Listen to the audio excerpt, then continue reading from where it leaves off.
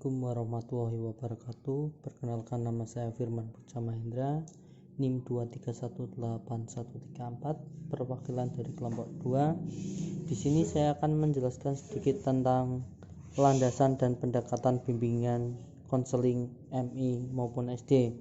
Yang pertama, itu ada pengertian landasan bimbingan dan konseling menurut Kamus Besar Bahasa Indonesia. Diartikan sebagai alas, dasar, atau tumpuan. Adapun secara istilah, landasan sebagai dasar dikenal pula sebagai fondasi. Ataupun mengacu kepada pengertian tersebut, kita dapat memahami bahwa landasan adalah suatu alas atau dasar pijakan dari suatu hal, suatu titik tumpu atau titik tolak dari suatu hal, atau suatu fondasi tempat berdirinya suatu hal. Jadi, landasan dalam bimbingan dan konseling pada hakikatnya merupakan faktor-faktor yang harus diperhatikan dan dipertimbangkan khususnya oleh konselor selaku pelaksana utama dan mengembangkan layanan bimbingan dan konseling. Ibarat sebuah bangunan, untuk dapat berdiri tegak dan kokoh tentu membutuhkan fondasi yang kuat dan tahan lama. Apabila bangunan tersebut tidak memiliki fondasi yang kokoh, maka bangunan itu akan mudah goyah atau bahkan ambruk. Demikian pula dengan layanan bimbingan dan konseling. Apabila tidak didasari oleh fondasi atau landasan yang kokoh, akan mengakibatkan kehancuran terhadap layanan bimbingan dan konseling itu tersendiri, dan yang menjadi taruhannya adalah individu yang lainnya. B. Landasan-landasan bimbingan dan konseling. Landasan dalam bimbingan dan konseling pada hakikatnya merupakan faktor-faktor yang harus diperhatikan dan dipertimbangkan khususnya oleh konselor selaku pelaksana utama dalam mengembangkan layanan bimbingan dan konseling. Yang pertama itu ada landasan filosofis. Landasan filosofis merupakan landasan yang dapat memberikan arahan dan pemahaman khususnya bagi konselor dalam melaksanakan setiap kegiatan bimbingan dan konseling yang lebih bisa dipertanggungjawabkan secara logis, etis, maupun estetis. Kemudian yang kedua ada landasan psikologis. Landasan psikologis merupakan landasan yang dapat memberikan pemahaman bagi konselor tentang perilaku individu yang menjadi sasaran layanan atau klien. Untuk kepentingan bimbingan dan konseling, beberapa kajian psikologi yang perlu dikuasai oleh konselor adalah tentang A. Motif dan motivasi, B. Pembawaan dan lingkungan, C. Perkembangan individu, D. Belajar, dan E. Kepribadian. Kemudian yang ketiga ada landasan sosial budaya. Landasan sosial budaya merupakan landasan yang dapat memberikan pemahaman kepada konselor tentang dimensi kesosialan dan dimensi kebudayaan sebagai faktor yang mempengaruhi terhadap perilaku individu. Seorang individu pada dasarnya merupakan produk lingkungan sosial budaya di mana ia hidup sejak lahirnya. Ia sudah dididik dan dibelajarkan untuk mengembangkan pola-pola perilaku sejalan dengan tuntutan sosial budaya yang ada di sekitarnya. Kemudian yang keempat, ada landasan ilmu pengetahuan dan teknologi atau yang biasa disebut juga dengan IPTEK. Layanan bimbingan dan konseling merupakan kegiatan profesional yang memiliki dasar-dasar keilmuan, baik yang menyangkut teori maupun prakteknya.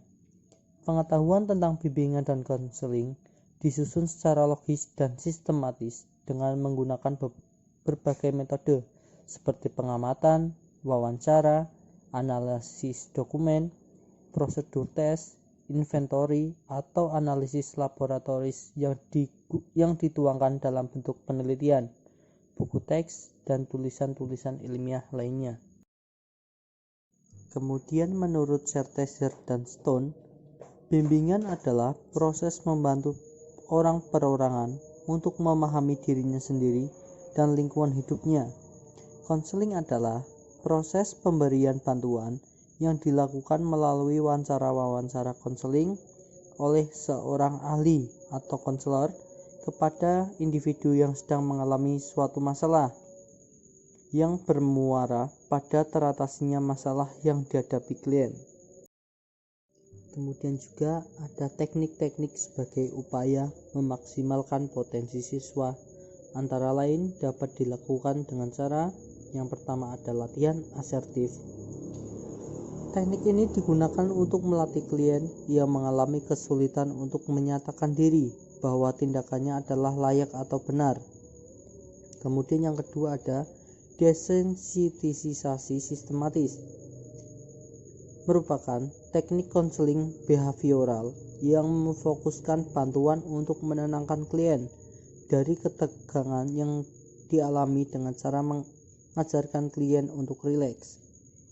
Kemudian yang ketiga ada pengkondisian aversi. Teknik ini dapat digunakan untuk menghilangkan kebiasaan buruk.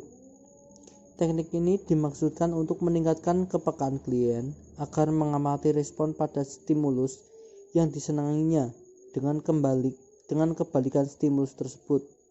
Yang keempat, ada pembentukan perilaku. Teknik ini dapat digunakan untuk membentuk perilaku pada klien dan memperkuat perilaku yang sudah terbentuk. Dalam hal ini, konselor menunjukkan kepada klien tentang perilaku model. Dapat menggunakan model audio, model fisik, model hidup, atau lainnya yang teramati dan dipahami jenis perilaku yang hendak dicontoh. Kemudian yang kelima, ada permainan dialog. Teknik ini dilakukan dengan cara klien dikondisikan untuk mendialogkan dua kecenderungan yang saling bertentangan, yaitu kecenderungan top dog dan kecenderungan underdog.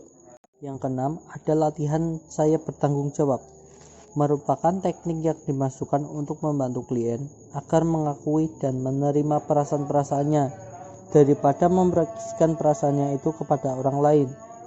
Kemudian yang ketujuh ada bermain proyeksi. Teknik ini yaitu memantulkan kepada orang lain perasaan-perasaan yang ada dalam dirinya sendiri dan tidak mau melihat atau menerimanya.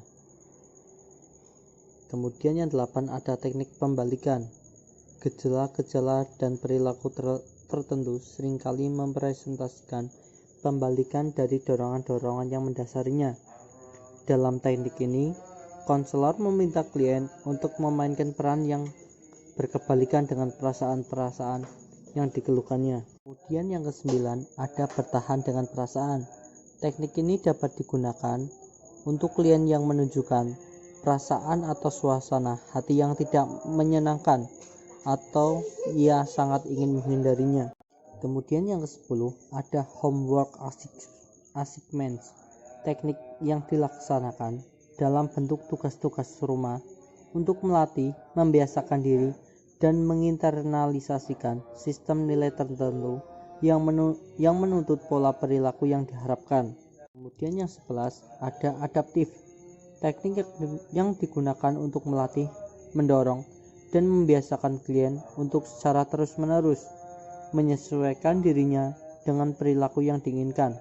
Kemudian yang ke-12 ada bermain peran.